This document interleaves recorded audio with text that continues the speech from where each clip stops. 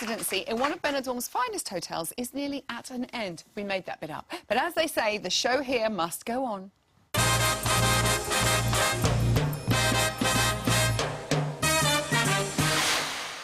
Sharing her expertise with us today, lucky us, Joanne Clifton! Welcome back. Thank you. You were so brilliant last week. We've got you back for the second helping. Oh, thanks. What did you make of the whole weekend, Halloween All special? I can say is, wow, the dancing was amazing, the costumes were amazing, the hair and makeup were just amazing. Yes, well done, everybody involved. Very good too. Let's get straight down to it with all our couples, Peter and Jeanette, and their incredible foxtrot. It's so good, and all the judges had given the same score. The only thing they commented on was his shoulders coming up a little bit. Now, what advice would you give him about that? Well, you know what? They did say about his shoulders, but I would say that it's something that he's sorting out. I don't think it's a problem for him, because every time I see him do a bit of ballroom, he's actually improved them. But there are two things which I'd like him to concentrate on, and that the first one is how to lift his arms up. And I get the feeling that sometimes he lifts it up from the top of the arm, so that causes the shoulders to come up, like Darcy said. And what I'd like him to do is imagine that his arms are two shelves on each side of a wall. Right, and if you put your fingers underneath your armpits, sorry, a bit gross, slightly warm, but you'll feel two parts of muscles, one at the front and one at the back there, and they act as kind of, I think it's the brackets they call them, they're the supports on a shelf, DIY to hold up from underneath rather than pulling up from the top. Which would make you from underneath. Pull up from the brackets. Yes, and that works. And the second thing is to be careful of positioning when he's changing position with Jeanette. Let's say into a promenade position when they're both moving in the same direction, it's very easy to turn the whole body, so which creates this shoulder coming up. What I'd like him to imagine is wringing water out of a towel. Like one part of the towel's going one way and the other's going the other.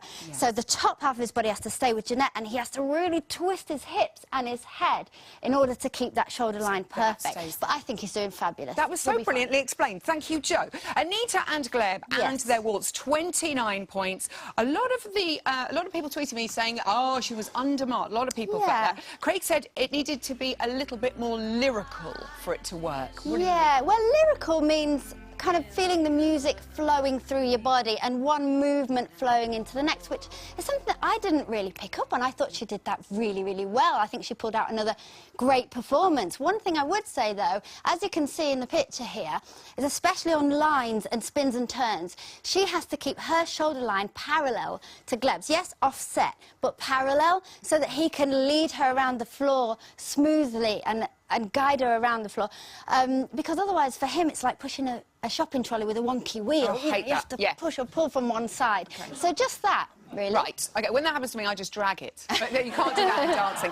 OK, Jay and Aliona and their American Smooth, an amazing 34 points. Both Craig and Darcy picked up on his characterisation. They want even more. Yeah, I mean, I think the choreography, the style of the dance and the song kind of lent itself more to a cool wolf rather than a wolf, which I think he did. I don't really know what they meant, unless they meant he gets a bit too cool that it becomes cold when he's concentrating. But I think he did well. And one thing that he does particularly well is swing. Now, you'll have heard that from Craig a lot, swing and sway. The swing really is like a free movement from a fixed point, which accelerates and then decelerates, and it causes this kind of movement, like a church bell. It's attached at the top, and it swings like that. Now, demo. Demo time. Demo. Look at you and your fancy wellies. I love those. Now, we can't really do that, because if we had a fixed point, which would be here, we would be dancing around like that in order to swing. So what we've got to do is imagine there's a pen on the side of our forehead here and an imaginary piece of paper, and draw the design of that swing by using your feet and ankles and going through the knees. So it'll become like a slow, quick, quick, slow, quick, quick, slow, quick, quick. Beautiful. Beautiful. And again, now we understand. Carol and Pasha and their rumba. Now, they finished bottom of the leaderboard. They only got 13 points, which was quite harsh. They're saying that she needs to step forward, but not on her heel. Now, obviously, ballroom, heel leads. But rumba, no. Not in the Latin, I'm afraid. Only a few steps in Paso Doble and very rarely in the samba. And really, stepping on a heel hinders your other technical elements, like the straightening of the leg. I mean, she should immediately, when she takes a step, get onto that and straighten it, pull it back. And also the hips. Let's talk about her hips. Yeah. Demo. Yes, another. Right. What she tends to do is use her hips in this direction, which is fine because that's how we use it in the jive. But something like a rumba, she's got to be more circular. So I don't know if you can see this. You can, in your lovely But she had to practice it. She has to practice it by holding the top of her body still and making an 8 shape with her hips. So front to the back, front to the back, front to the back. And she can also practice doing that the reverse way. So back to the front, back to the front, back to the front. So she can create more circular movements rather than way around. Side That's to side. what a rumba should look like, ladies and gentlemen. Katie and Anton and their Paso Doble only got 21 points. I have to say, Katie, not surprisingly, was suitably upset after the judges really gave her quite a hard time. I was upset.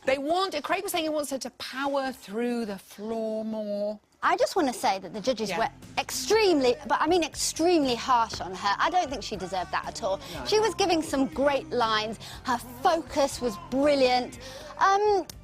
Maybe she should imagine Craig in front of her saying those nasty things and just attack him. Yeah. Maybe he'll be happier. But what she's got to do is she's got to have a little bit more tension in her whole body. It's as if there's like electricity running through her whole body and it's switched on all the time. So there's no empty moments and movements. And it's really back to the custard theory with the arms. I love you and your big bowl of custard. Big bowl of custard, trying to move your arms through the custard rather than just... So much custard. Thank you. You've been amazing as always, Jo Clifton. Thank you. Now, this Sunday is, remember,